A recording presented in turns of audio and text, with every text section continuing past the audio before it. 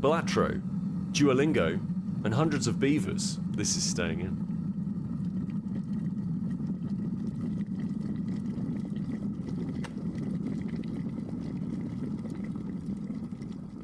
If you were given an hour of like essentially the equivalent of like a supermarket sweep, which supermarket would you, or sort of big outlet centre like a B&M, which one would you choose if you were to give them 1 full hour? You can just bung as many like trolleys full of stuff. What would you do? Tesco. Really? Well, yeah, because Sainsbury's. You can get Argos in Sainsbury's now, can't you? So that's double bubble. That's good. Yeah, but the stuff's not out. And an hour's a long time, but you can get into the warehousey bit at the back. Oh, right. Oh, okay. So I could theoretically take my trolley into the staff break room and just rifle room for the steal their phones bags. and stuff. It's supermarket sweep, Chris. You got an hour. Yeah. Make the most. I don't remember that bit of supermarket sweep, but okay. But they have stuff out and about. Some supermarkets have like Currys and Sports Directs in them now. Yeah, exactly. Now, you see, I think that's an admirable choice. I would definitely just choose the supermarket that I go to most often because I know the layout and therefore I know the optimum strategy for getting the most. But it's still an hour, Pete. Yeah. That's quite a long amount of time. I think it's not as long as you'd think it is. I regularly get lost in a supermarket that I know, so... For hours. Well, let's not forget my big app invention, which never took the ground running. Oh. No, hang on, because you brought up your big app invention of like the app that tells you where everything is in the shop. And your optimum route around the supermarket. Yeah, and I told you that was a ridiculous thing that could never work. And then it was probably about a year ago, Tesco introduced an element to the app which basically told you where everything was in the shop. And I was like, oh, actually, this works really well. I'm sorry, Sam, you were right all along. They're listening. They've been listening. And you've been kicked off Dragon's Den. See, I just like I respect your thinking there, Pete, in terms of knowing your way around. I just go for like your most high-end supermarket. If I'm going to just be filling my trolley full, I want to fill it with the best possible quality stuff. I'm going to my Waitrose. If you're allowing me a department store, I'm going to a John Lewis. You know, they've got everything there. Well, that's the thing. I would allow a department store. Oh right. Whoa. Well, okay. Yeah. Well, then I'm going John Lewis. That covers every base that I'm going to need. I can get clothes, fragrance. Yeah, but all right. Well, if you're going to go to like a department store, where are you going to start? Because you've only got an hour. You're actually making it more difficult for yourself. An hour's a long time, Peter. It's not that long, Sam. It is when you're sweeping. Yeah, you're not browsing. This is not supermarket browse. Shall I pick this up? No, shove it in. We'll sort it out when we get back home. Just get it in. Get it in.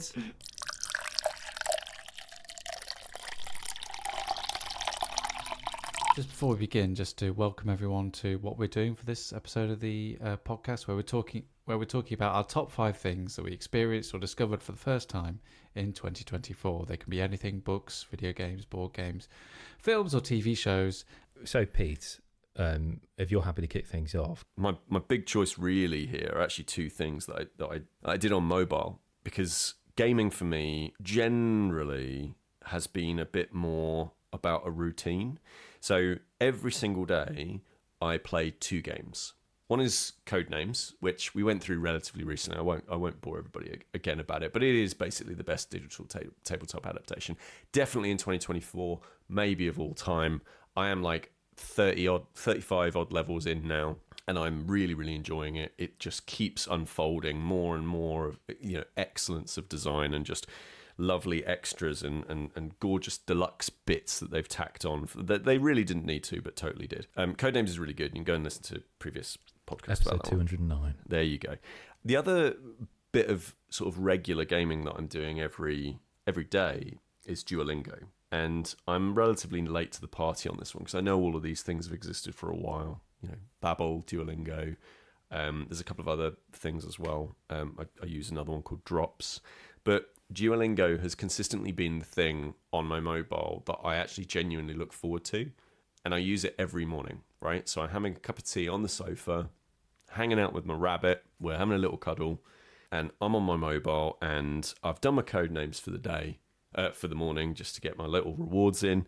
And then I do my Duolingo, I learn German. And it's if you're not aware of it, like, it's worth a download. It's a learning app in which you learn a language of your own choice, and you do it through little games. And Sam and I have been playing it.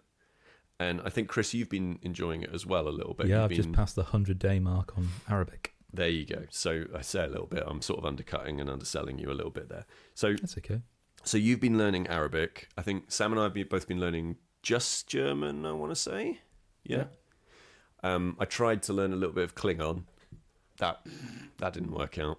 Mostly because I kind of realised, who am I going to talk to about this? Or talk with? So yeah, and I learned it because I thought, oh, well, that'd be a fun thing to learn. Like, it'd be a fun thing to learn a language. And I did the Peter Willington model of, I went and looked, well, what's one of the easier languages to learn? Because I wasn't very good at learning languages in school. And the first one was Dutch. And I was like, well, no offense to the Dutch listeners and everything, but it's not going to be I'm not going to use it a huge amount. Whereas German, yeah, I could totally see myself using that. There's lots of different places I could use it. And so I thought, okay, well, I'll give that a go. And yeah, it's just been lovely. And the little games that you get given, it's really well structured. It all aligns with, it also ties in with the belt ranking system of learning in my mind, whereby I always need a certificate to be able to learn something. I always feel like I need like a thing where I can say I am this level. And for me, and this is great because Duolingo matches up with Kefir ratings, which is like a rating boards for how well you can speak various different languages. And it's quite nice to have a little bit of interactions you can have with other people, even if they're not your friends, even if they're not learning the same language as you. You can high five each other or give each other a little boost. It's a really lovely kind of dopamine hit every morning. Yeah. When Sam and I next go to Essen, or if I go to Cologne on business, or if I go to the Alps skiing or something along these lines, I can speak bits and pieces of German and not feel like an absolute fool by being that person who goes, I'm just going to speak English but louder. Yeah, it's really lovely.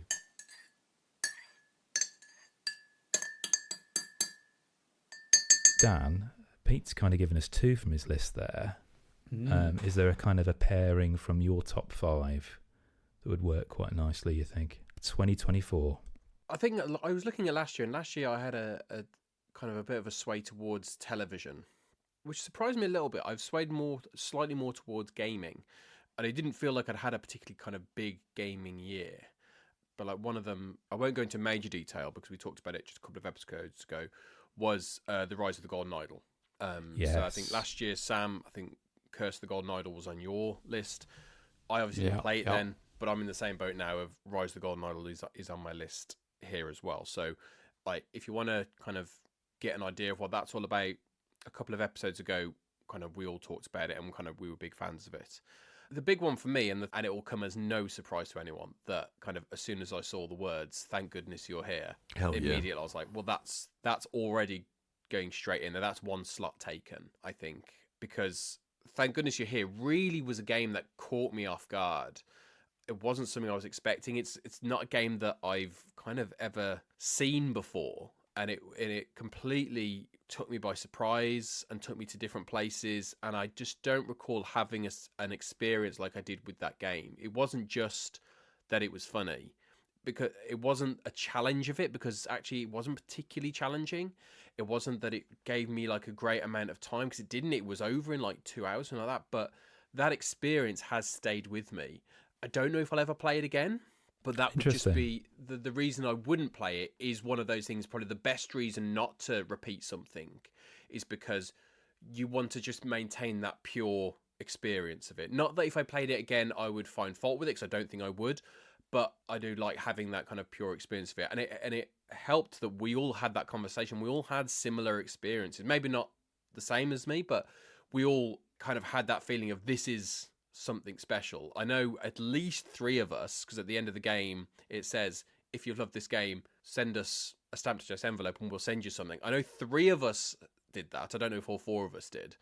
By the shake of your head, Chris, I know that one of us didn't, but the other 3 of us did, and I think we all received something back as well, which again just kind of is a wild thing that actually happened. Like, it speaks to the company that made it, that the loveliness that came through in the game carries on within the team that actually made it. I mean, there was no reason to actually offer any kind of interaction on that, and I've never known a game to ever do that, but this one did. And I think from beginning to end, it was a game that I've just absolutely loved in every way. I don't know what else to add to that. It's the perfect little game. It doesn't outstay its welcome. It knows exactly what it is. It delivers every single time. It's funny. I never need to play it again. And I went back and played their previous game, and I cannot wait to see what more they do. It's just the perfect little game, and it's barely a game, right? The developers themselves have said it. There's not a lot of gameplay there, right? But what there is just, it's the thing I find I love about my favorite video games, that you just know how much care and attention the developers have put into it. It just exudes, we give a toss. And it's one of those things you don't often get it, where you can very, very clearly see that the people who made it had a very clear idea of what they wanted to make, and that they hit it on the nail of the head of what they wanted to do. Whether you love it or you hate it, or I don't think you would ever hate it, but regardless of how you feel about it, you know that that's exactly the game they wanted to make. And I think at the time, I think it's a masterpiece. And I still think that. I really do. I think, as you say, to say for what it is, it's a masterpiece, feels like you're kind of damning it with kind of false praise. I think that's fine. Kind of because you have to understand, not everything can be War and Peace. Not everything can be The Godfather. Not everything can be The Last of Us. Sometimes it's Thank Goodness You're Here, a game which was just wonderful. And as I said before, when we get round to episode 300, it will probably be in there as well. Chris, how about you? Was there anything on your list that straight from the beginning you knew was going to be in there? It's really interesting. My list has changed quite a lot, even over the last 24 hours, because I was putting stuff into the list that was critically acclaimed, that felt like it should be in a top 5 list of the year. And then I was thinking, well, actually, a little bit like you, Pete, the stuff that gave me joy, but also, for me, the stuff that I want to re-experience or share with other people. Okay. I do have some honourable mentions here that were good, but I know I won't experience them ever again.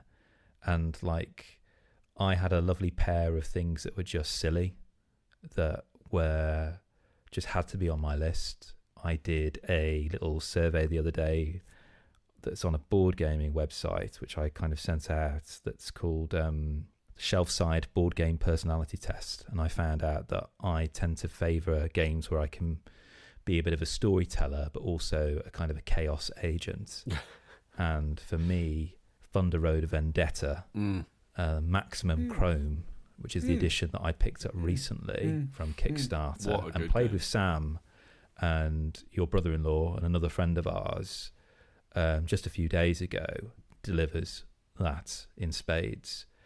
It's almost like, Pete, you were saying that Thank Goodness You're Here is barely a game. Thunder Road Vendetta is a game, very much so. It is like a Mad Max type of game. We've spoken about it already on the pod in episode 193. This was a game that came out in 2023. But there's a lot of dice chucking. It is silly, giddy chaos as your fleet of cars are trying to race across a landscape, encountering hazards, crashing into each other, causing each other to kind of take damage, catching on fire.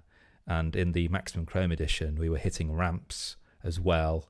And it was just absolutely hilarious. Sam took on an edition that was in the Maximum Chrome edition, which is the Big Rig, where Sam had one vehicle which had almost like a free carriage train that he was just going through the landscape on, and we all had to kind of try and work around him. That's cool. Really, guns mounted on the front and the back. Absolutely great fun. It really is. It's bombastic, it's big, it's brazen, and it's just what I love, really. Just pure chaos. Now, the second silly thing on my list, I don't want to talk about too much because I am subjecting Sam to this on Friday, which is a film that came out in 2023 called Hundreds of Beavers. Do I need to add the explicit tag to this? No, you really don't. Okay. Not at all. That. And a little bit like you, Dan, talking about the fact, well, it's not Citizen Kane, it's not The Godfather. Thank goodness you're here. I had Conclave here. I had La Chimera, which is a wonderful Italian-English film about magical realist film about Tomb Raiders in 1980s Italy. I had Seven Samurai, Akira Kurosawa's classics. Jeez. But I kept coming back to hundreds of Beavers. And parts of the reasons why I'm going to subject this to Sam on Friday is because I just need to check, is everything okay with me? Because this just really tickled me. All I will say is that it is essentially a black and white silent slapstick comedy. It's essentially what we wanted from Man vs. Bee, but never got. But Man vs. Bee verse.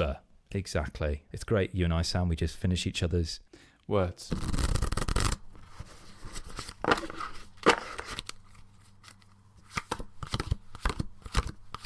But what about you, Sam? Right, let's have a look. Top of the tree, underneath the tree, in the mistletoe. What was underneath there? Lovely things. Off we go. Right, okay. Let's have at 'em. Essen, genuinely brilliant. Like one of a genuine bucket list thing to have done, and for it to meet and exceed all expectations. It's been really nice actually reading the book that Santa kindly got me. Oh, yeah. For Christmas, because it's got a lot of the history about Essen, so now I know why the convention is held in Essen every year, and know a lot more about that general cultural aspect of board game, which is fascinating. I did put kind of like Final Girl in brackets because that is kind of the game that I will now forever associate. Well, I thought it would be the game that I'd forever associate with Essen. But actually what it's kind of become has been the battered second-hand copy of Coloretto that I bought. Oh, such a good game. When I was in Essen, that's kind of been like, actually, Coloretto is a fab little card game. But that's just something I just love about second-hand games. It just always feels like a discovery, which is fab. I think in typical me style, there's stuff on here that I just never ever brought to the main podcast, but had a sort of big impact on my 2024. Balatro was one of them, and even though I am convinced that everyone who plays Balatro ends up loving Balatro, I just always knew it was going to be a difficult sell to the three of you, and you guys picking up on it would be, so I just never brought it to the show really. But it is just, and you know, it's currently been showered with absolutely all the plaudits in terms of best game of 2024, best indie game of 2024 by numerous numbers of outlets and well-respected publications. It's just been released on mobile. It's taking all my willpower not to buy it for a second time and get it on mobile, because it is just that good a game. And it's just like one of those games which is endlessly rewarding, deep, tactical, strategic. It's just like it's Las Vegas in your pocket, but a Las Vegas that pays out every single time. Like it just is that level good, Balatro. And parts of my resolution from last year, which was to watch more TV. A midnight mass was one of the things I watched last year. And gosh, like we spoke about it on episode something, Chris. The episode in question was 137. And I was watching it the whole time, kicking myself that I hadn't also watched it, because it's just one of those things that I just love to discuss with anyone who's willing to talk about it, because it is just like, Pete, I think you would get absolutely loads from this show. Like the way, not only is it a good TV series, but the writing and the scripture and how it presents religion and secularism and tackles things like life and death and addiction and all this kind of stuff, and still manages to like not make it feel heavy-handed at all, with some of the best central performances from actors that I have never heard of before. Yeah, it's an astounding piece of work. It is now the bar that I sort of hold a lot of series up against, definitely in terms of writing, because Mike Flanagan does stuff with like quote unquote scripture that I've just never heard before, and like makes it really come alive. And I often just find myself just thinking, just like wistfully, if I'm looking out the window, just thinking about like moments in that series. And it's not the, you know, the moments that make the trailers. It's just like how it presents that side of religion, which is kind of like, which was at the time a big part of my upbringing. But doesn't do it in a way that denigrates it. It's not looking down on it. It's not looking at it like it's a bad thing. There's, you know, ironically, there's no judgment.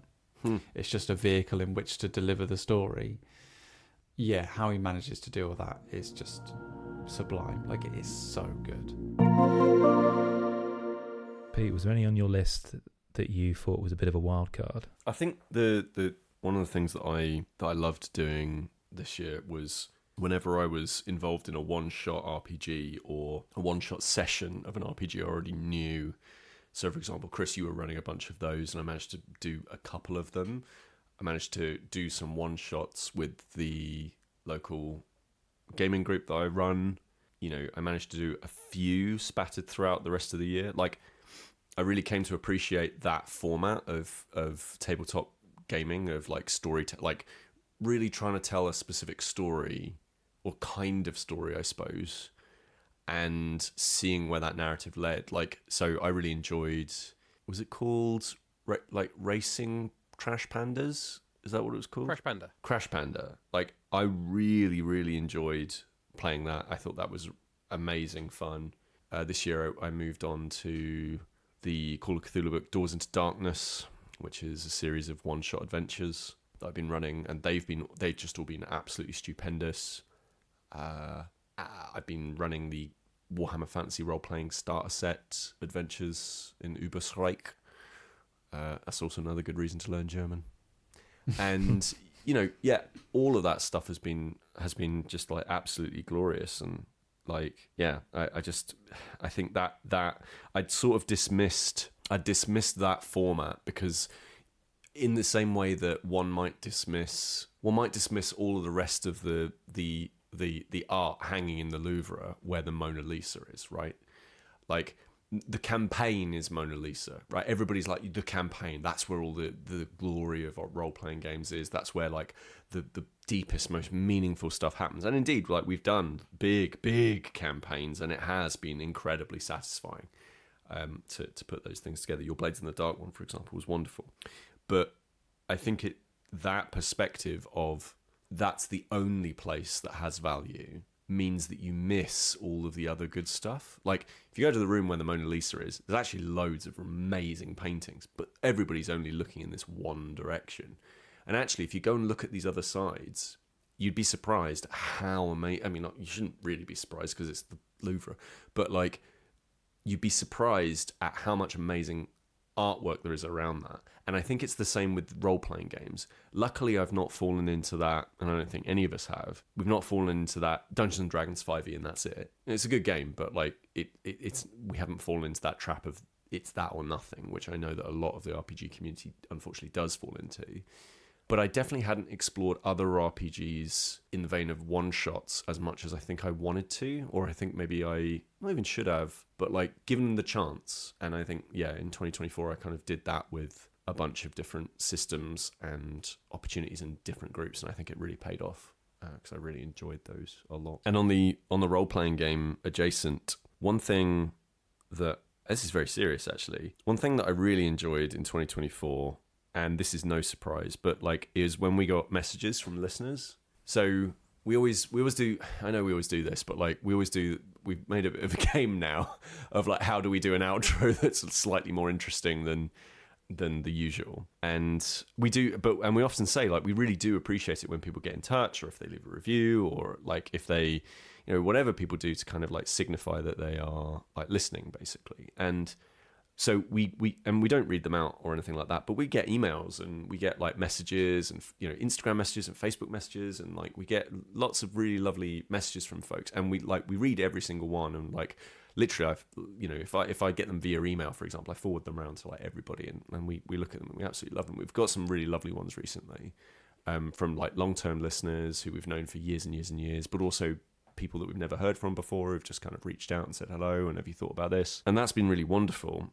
And I especially love that stuff because one of those things that was a bit of a surprise and is kind of RPG adjacent, we got a message from a lovely listener called Chris, who a little while ago recommended me an audiobook, and I'm always up for audiobook recommendations and stuff like that. And they sent us a lovely message, and one of the things that they recommended was a book called Dungeon Crawler Carl by Matt Dinneman, and specifically this is the audiobook version of it, because there are a couple of different versions of these. And I thought, okay, I looked Paperback, at it. Hardback, what does that mean? There's a full cast recording, and then there is an audiobook recording. Right. And then there is the paper recording. The paper recording. Yeah, the old school. So this is the audiobook version, though I've heard the full cast recording is also very good. But they sent me this thing.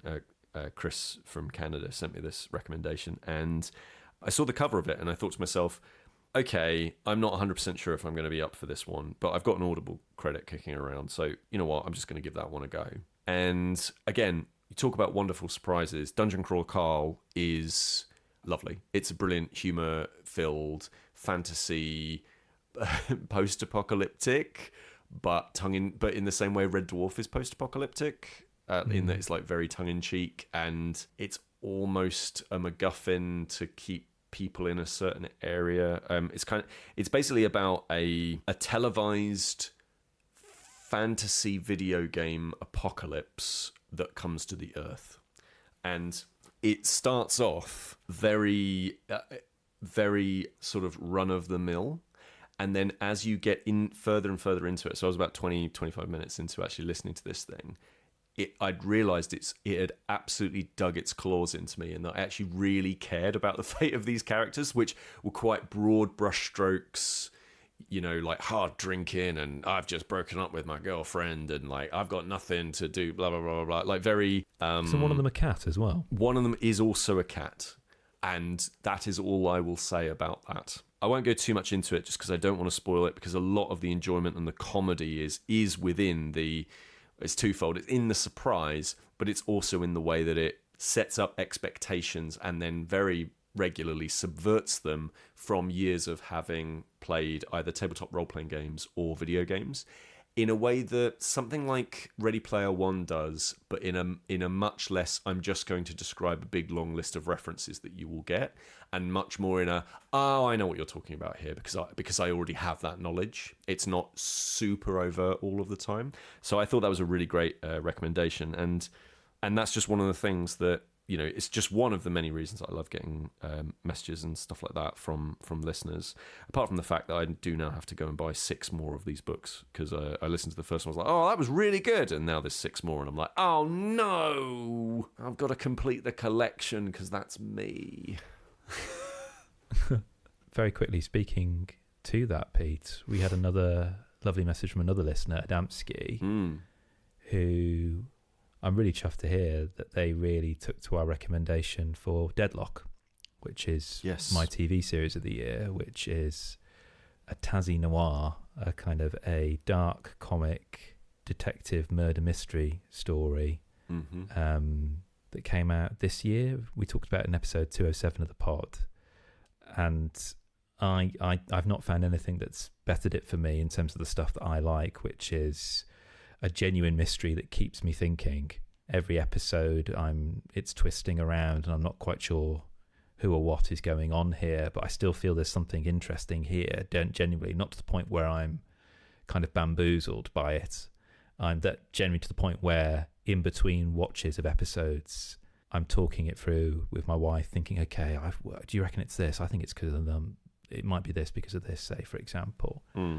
But it's got that wonderful Australasian bone-dry humour, which always makes me laugh. And I'm really, really excited to hear there's going to be another series of this at some point in the near future.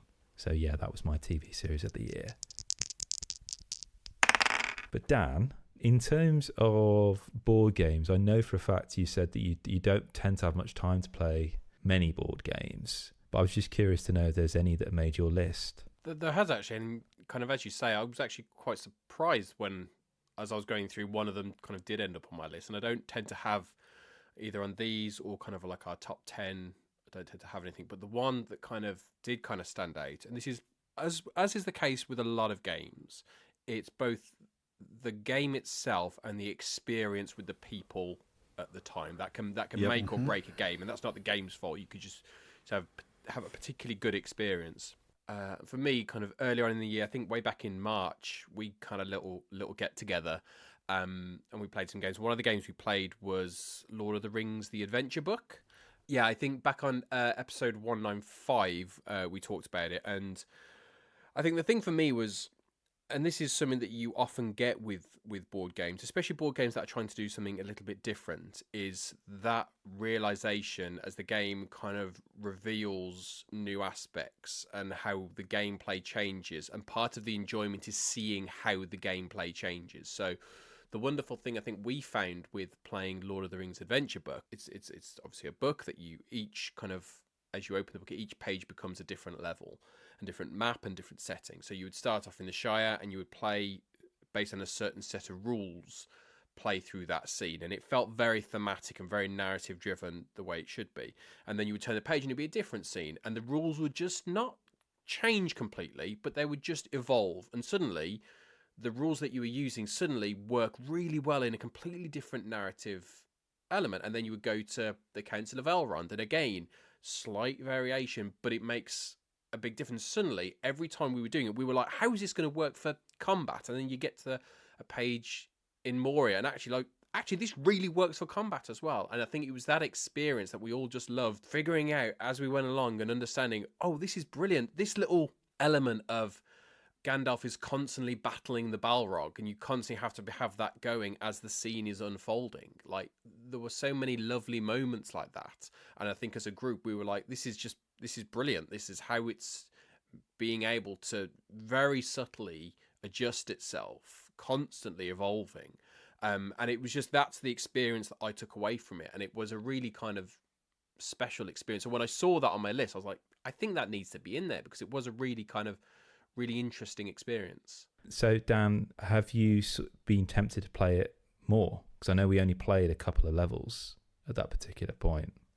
Well, I don't know. This was Sam's game, and the issue for me around board games isn't necessarily always the desire to play board games, as is the kind of the opportunity, because I don't have kind of a gaming group near me. My wife isn't that interested. We play kind of the exit room games, but that's about it. We don't really play too many other stuff. So those kind of things, the opportunities aren't necessarily there. So I tend to, when I meet up with you guys, like jam in all the board games I can, and that fills me for like a year, and then, or like 6 months to a year, and then I'll kind of fade away, and then next time we meet up, just jam even more games into my head. So I missed the latest Twilight Imperium, but I am there for our Game of Civilization in January. So I'd kind of try and just keep it topped up whenever I catch up with you guys.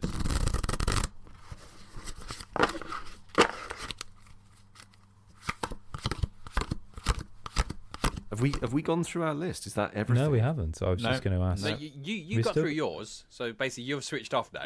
Yeah. You can go home. Yeah, so Sam, I was just going to ask you a question. Given the fact I think it's fair to say you play more games than anyone in this foursome, it must have been a very difficult choice picking those that made the list. Were there any ones that were left on the floor that didn't make the cut that you want to shout out? Yeah. Board games. Yeah. Oh, tons of them. Very quickly, Dutch Blitz. Oh, what a game. Blitz. It was the year of the Blitz. Thunder Road was on there, Skio was on there, Dune Imperium Uprising, Dune, Far Away, Moving Wild, Hansa Teutonica, Terraforming Mars, Final Girl. Jesus. Being some of the highlights of the year. Wilmot's Warehouse made this list though. It was between that and Dune Imperium Uprising. Dune Imperium Uprising, bought that at Aircon. You know, it is a superb game. And I've bought everything for it since. I've got the inserts. I've got both the expansions. I'll get the next expansion when it comes out. The other, about a few months ago, I did an everything game of that where we played with all the expansions Oof. all at once, and it was just mind-blowingly brilliant, like how it just manages to cement all together. And we played with the app integration as well, which was a really nice addition from Direwolf. And then playing the original Dune as well. That was great. Anyway, but Wilmot's Warehouse is the game that has, again, a bit like Midnight Mass. Like, I just find myself thinking about it on the odd occasions, like just how it manages to do so much with not much at all. Like, it is all in your head. It's the same reason why me and Pete were blown away by Gibberers at Essen. It's like it does so much with the people around the table rather than the board on the table.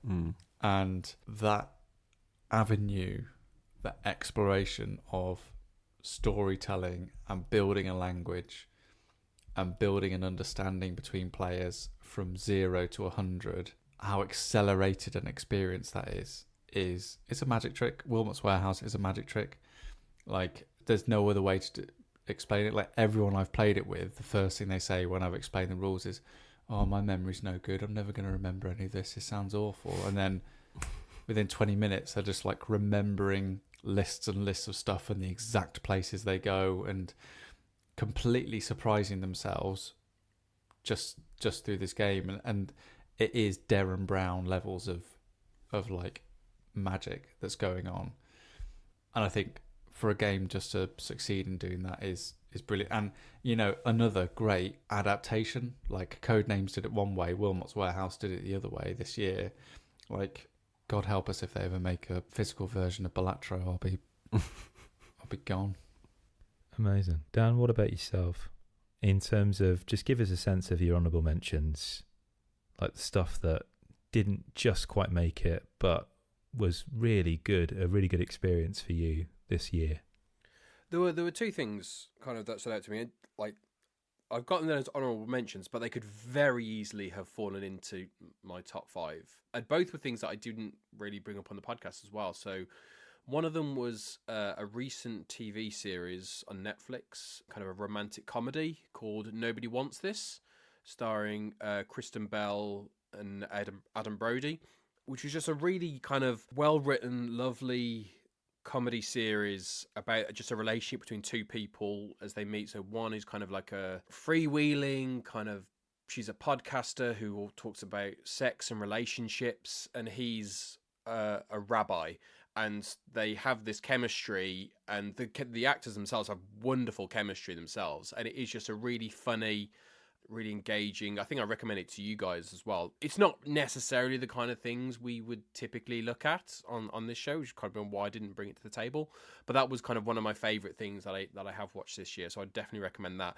The other one is probably a bit more specific to me, is the film documentary Still, a Michael J. Fox movie. So I watched that this year, and from what I can remember, like the first book that I remember like loving was the Michael J. Fox autobiography called Lucky Man, because when I was young, I loved Michael J. Fox. I love the Back to the Future films same. and all that stuff. And his autobiography, I think someone may even bought it for you at one point, called Lucky Man, is an amazing autobiography where he talks about how he feels lucky following his Parkinson's diagnosis, and it goes through kind of him waking up one morning on the set of Back to the Future 3 and his little finger fidgeting and he can't stop it, and that's the beginning, and he has that kind of very visceral memory of that morning waking up and kind of feeling the tap on the side of his face from his finger fidgeting.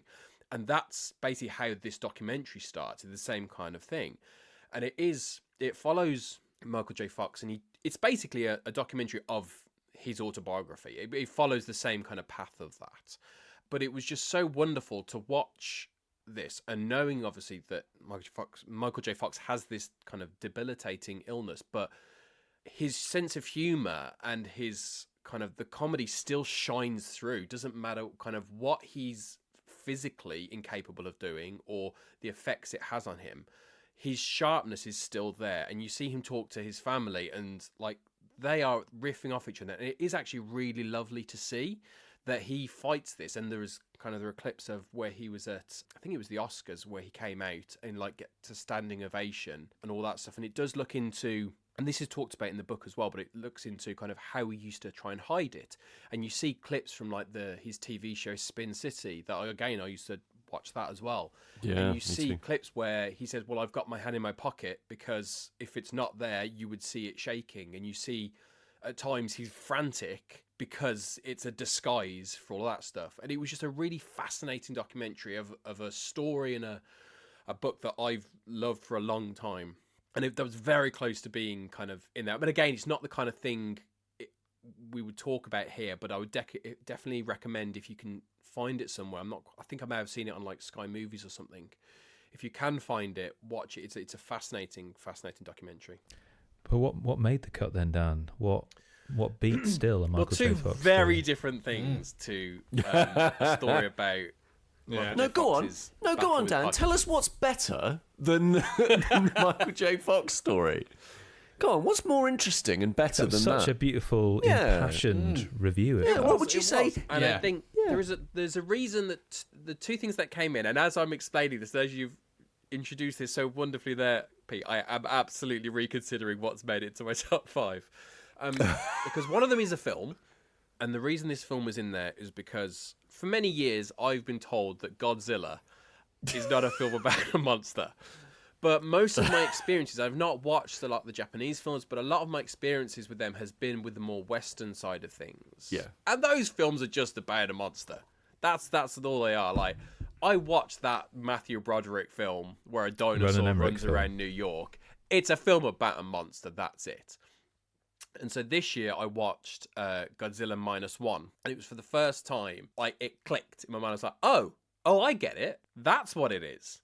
And it's such a brilliant film about this kind of Godzilla creature, but it's not about that. It's about the human impact of that, and it's not Matthew Broderick running away from him, trying to film him behind him. It's so much about the history and the culture of the time, and that's why I put it in there, because of that kind of that history of cinema, that knowledge that I was clicking into. That's why I made the decision to put it in my top 5, because it is a brilliant film. It really is, and I've never said that about a massive monster movie like that. I can enjoy something like a Pacific Rim, but I'm not walking around saying, "Oh, that was like brilliant." I've enjoyed it in the moment, but that's it. Whereas something like this, I've walked around and think, "Actually, yeah, that was brilliant." There is also something quite profound going on here. The other thing that beat a Michael J. Fox documentary was Cyberpunk 2077, which again is very different. It's very different. And the reason for this one was prior to playing this, I really got burnt out on open world games. They seem to be just really saturating the market, and every time I played it, very quickly I would find myself just bored of going around open spaces and not really interacting and doing all that much. I've tried several times to get into Red Dead Redemption. I'm kind of coming up against that. I'm determined to plow through because of how much I enjoyed Red Dead Redemption, the first one. But I think it was the world that was created in Cyberpunk, the characters that were interesting, the world that was interesting, the world felt alive. I wanted to go around the world. I wanted to explore it and kind of get a better understanding of it and meet people and develop the storylines that were being presented to me and kind of create my own narrative, which is what a good open world game needs to make you do. And I don't want to dump on it because I'm sure it's a wonderful game, but something like Ghost of Tsushima, I just didn't get. I was just running into a brick wall and I was like, I don't really care. It looks gorgeous, but I don't really care. Whereas with Cyberpunk 2077, I was kind of like, suddenly I was just playing and thinking, I'm really into this. Like, I'm really enjoying spending my time in this world, just exploring it. I want to go and solve those little quests. I want to go and I'm checking in with a character that I actually really like, that I'm checking to make sure they're okay. I'm having an emotional connection to a storyline, which is fantastic. And that doesn't happen very often. And I'm very surprised it happened with Cyberpunk 2077, but alas, those are the cards that I was dealt, and that's the way it turned out. So sorry, Michael J. Fox. Yeah, sorry, Michael J. Fox. Chris, it's good to see that you're completing a trilogy of some sorts this year. Oh my gosh. 2 trilogies. Yeah. So Tomb Raider 1 to 3 remastered. Oh. So very briefly, I, in the 90s, started every Tomb Raider game but never completed it. That was because the first one was at my mate Kevin's house and I didn't have a PlayStation. But then when my family got a PC, I got Tomb Raider 3 for Christmas, but realised I couldn't play it unless I shrank the screen to the size of a postage stamp. Yep.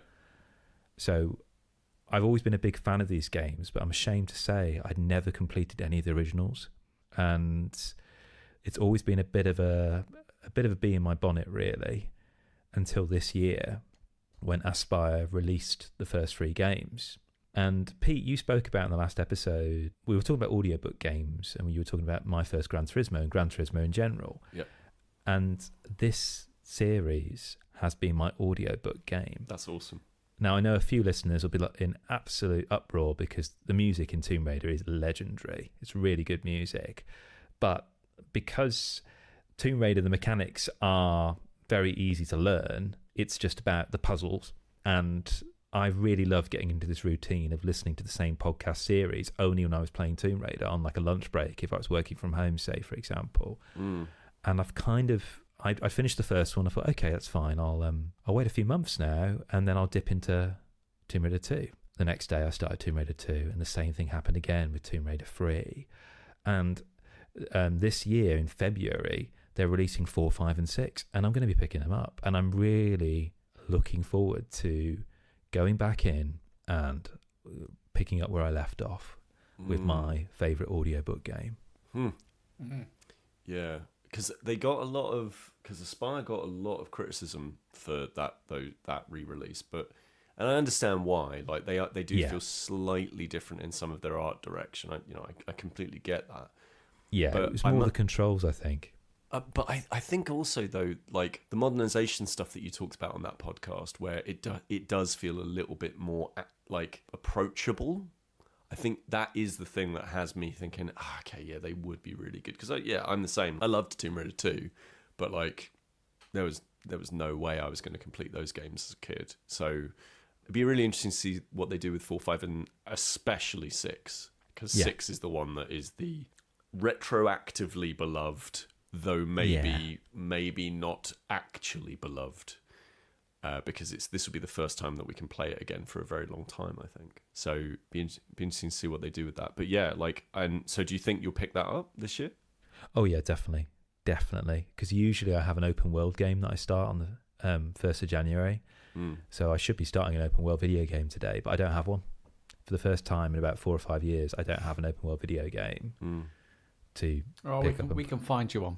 Okay, that'd be wonderful if you can recommend me one. That'd be brilliant, listener. Well, there is one on this list. There is one on this list. Top 5 recommended. Yeah. Is that Cyberpunk by any chance? Well, yeah. I'm not a big fan of science fiction-y stuff, really. Typically, it's not a world that I'm usually enthralled by, but I can give it a go, definitely.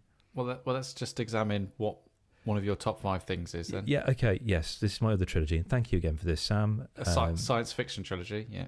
Yeah, to read. Yeah, I can read it, definitely. There's lots of reading in Cyberpunk if you want it. Yeah, but not one I want to explore, really. But this is Death's End, which is part of a trilogy of books Sam recommended to us and has spoken about on the pod at length. This comes from Liu Xin, translated by Ken Liu. It is the 3rd and final part of the Remembrance of Earth's Past trilogy. I couldn't recount the plot if I wanted to, but essentially the scale of this is huge.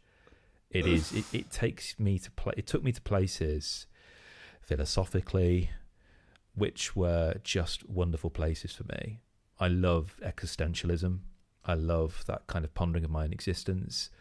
I know a lot of you joke about the fact that I'm a bit of a nihilist. I'm not a nihilist. I just find great comfort, and I take great comfort, and it calms me down massively when I realise how insignificant we are in the universe. Yeah. Like, it is just if you just think about the scale of it all, that just calms me down. And this book goes to places where you can actually engage with that sensation head on in a manner where The science is complex, but it's delivered in a manner which isn't patronizing. It's not talking up to you. It's not talking down to you. It is there. And it finds a way to engage with that to find beauty in it, moments of profundity. And it is one of the most astonishing trilogies I've ever read, ever. Absolutely phenomenal book. And I don't tend to read a lot of science fiction, if I'm honest. Chris. You should. There's some good stuff in there. Yeah, I know. I think the last one I read was The Dispossessed before this trilogy. Is that Ursula K. Le Guin? Yeah. And I don't tend to. I read Cosmic Comics as well by Calvino. That's on my list. I really want to read Cosmic Comics. Yeah, it's really lovely. But other than that, I don't tend to read much science fiction. This, though, and I think obviously it's been buoyed quite a bit by the Netflix series that came out last year for the Free Body Problem. I'm just thinking how the hell they're going to adapt this bit. I don't know. I mean, conceptually, it just goes to some absolutely buck wild places. Yeah. Like, yeah. You need to kind of think about it in multiple dimensions in order to try and take it in almost. Chris, have you did you get Death Stranding when it was on PS Plus? No, I didn't. Right, I'm buying it for you right now. You don't have to do that. I'm buying it for you right now. Okay. How much is it? It's going to be the PS4 version, but, beggars. Upgrade. But you can get the upgrade for a tenner. But that's your open world game. Thank you very much. What do I call you? You're not Father Christmas. What are you now? For Auld Lang Syne. I'm just a legend. Right. Well, yeah. Okay. So hang on. Speaking about you, Sam, hang on. I'm totting up the numbers in my head. You've only mentioned 4 things. You had Final Girl, Wilmot's Warehouse, Midnight Mass, and Balatro. What's your 5th one? Yeah. So my last one, I'll just do my honourable mentions as well. Chain Gang All Stars. That's my book recommendation for you, Pete, especially if you're really liking that dungeon crawl book, because Chain Gang All Stars is pretty much what if video games, but a book. It's amazing, and also manages to be in a format which is very similar to the general formatting and progression of a video game, but also a commentary on the American penal system. It's superb. Sea of Thieves, almost made it in there. Almost, like good fun. Just the best multiplayer experience I've ever had. Sea of Thieves. Tactical Breach Wizards, just missed out. What a game. And then Can't Stop. Oh my gosh, this game and your version of it. Honestly, I've not stopped thinking about this game. I've nearly bought this. But the thing is, you've got to buy that version of it. I know, that's exactly it. All the other versions of it look a bit naff, if I'm honest. Yeah, so I spent a little bit extra and got a imported Korean copy of Can't Stop, which is I think is it a Sid Jackson game? I think it is, yeah. It is, yeah. Legendary Can't Stop, been reprinted in and out of print for years and years and years, but usually comes in a big, massive, gaudy plastic box with loads of little plastic tokens. However, there was this redesign of it, comes in this really tiny box that unfolds to become the mountain, and it's just like push your luck mechanics are just, everyone's going crazy for trick taking. I'm just like, push your luck, guys, come on. It's just it is the mechanic. It's brilliant. Sid Saxon. Pales in comparison to earlier this year. At the start of this year, I was introduced for the first time to the works of Simon Stålenhag, who is a writer, illustrator, musician, probably best known in these circles as the writer, illustrator of Tales from the Loop. Okay.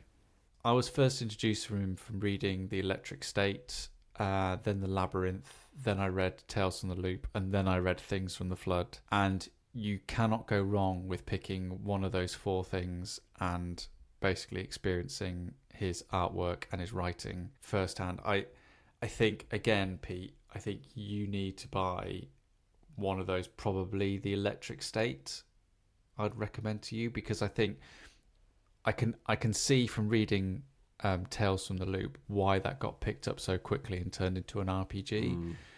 He has a very minimalist way of writing. So usually his books come in this big like coffee table format, and you have these massive like 3/4 page spreads of artwork, and then each page is like accompanied by a paragraph. It's of a continuing story as you go through, but it's only a paragraph. Like the writing itself probably would only constitute maybe about 50 pages in a normal book, but how rich the experience feels and how deep and involved and how much it feels like a reality just through the incredible artwork is absolutely staggering. Like it is just like, for me, it is just like next level sci-fi writing. Like to have the same feeling that I get from reading the trilogy of the Three Body Problem, which I did over again in 2024,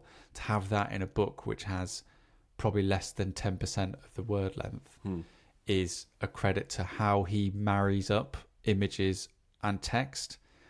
So there's moments in Things from the Loop where he seems to display an understanding of what it's like just to be a child that is beyond anything I've encountered before, where you just his perception of how nostalgia feels like and what it feels like to be a kid is just phenomenal. And there's images in there, like at one point in Things from the Loop, at one point these robots turn up, and for no reason the robots like to clothe themselves in things, and what follows is a series of robots chilling out, being like in, like, for example, like Jurassic Park scarves and lots of different like items of clothing. And like as a viewer and as a reader, you're just completely like, it's totally up to you about how this occurred, what effect it had on the robots, what effect it had on the people, how this was viewed, how this was perceived. Yeah. And you can just see and you can just feel the like RPG cogs whirring of like filling in the gaps with every single bit of artwork and writing that he does. Like it is, I think if you've ever been interested in GMing or DMing ever, you need to read his works, because it is just top tier in terms of how you create a world and how you bring it to life and how you just leave enough to let everyone else fill in the gaps and get something from it. Like they are all staggering pieces of work. Really, really good. There we go. Done. It's the end of the year, the start of a new one. Are we going to commit now to a brand new outro? Oh, bearing in mind that last year Pete had no say, we decided with off the cuff, I would say, see you on the beach. I feel like chicken. That was my first thought as well. Genuinely was. There we go. Yeah. There we go. It's done. Other than getting AI to do it, I mean, no, that would be my other option. No, because it's been such a great steer. But I feel like Chicken Tonight is nothing's going to come better than that. Done. No, it's always the first thing. No. All right. You know what I feel like? You can't say that without me thinking Chicken Tonight. I know. If we say it 3 times, would a chicken actually appear? Oh, I hope so. I think the ending is. You know what I feel like? Just leave it there every single time. No. And listeners around the globe will think Chicken Tonight. Chicken Tonight. We hope that for those who didn't see that advert in the 90s, they'll assume, that's very clever. They're thinking staying in.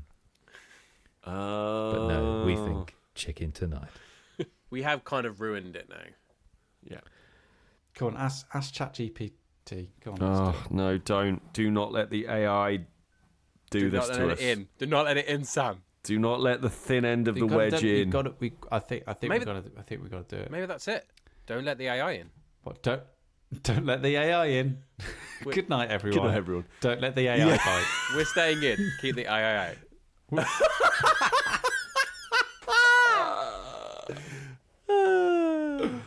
Oh God. Okay, I've got 7. Here we go. In no particular order. I'm with Pete. I flat out refuse to accept an AI generated outro.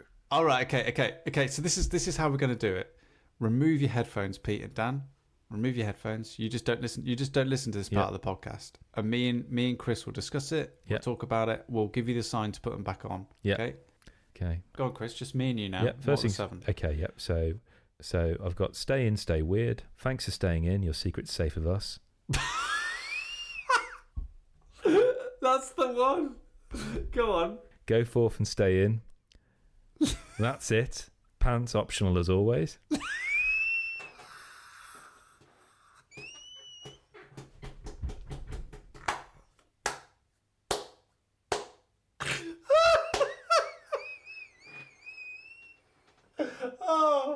I bow to you, our AI overlords. Oh my god.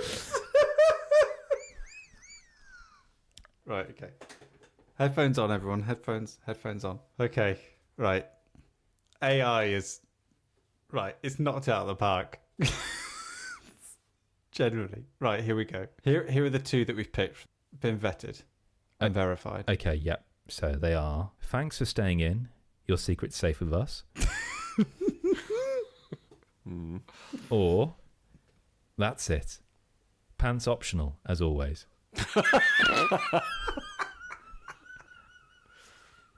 Shall we flip a coin? It's a cracker. I mean, I for one welcome our new AI overlords. That's literally That's exactly what I said. Well, there we go. So, Thanks very much for joining us. We are in 2025. Here's to a brand new year. Thanks for joining us throughout 2024. We venture forth into the unknown together, but that's kind of what's fun, isn't it? So if you want to join us on this quest, then at Staying in Pod on Instagram, stayinginpodcast.com is our website. You can follow the board games we speak about on Board Game Geek. You can follow the video games that we talk about on Steam. You can follow the soundtracks that accompany all that on Spotify. And the best way to do that is to go to the show notes in the description. Otherwise, it's a bit of a faff. And you can send us a question at any point that you want. You can suggest an outro for the show. You can Please do. arrange for us to, I don't know, attend your school fete, whatever. Or open it. For it. We'll open it. Yep. Yeah, absolutely. I'll open a fate. Anyway, stayinginpod@gmail.com. Do send us an email. Just let us know you're listening. That'd be nice. And that'll about do.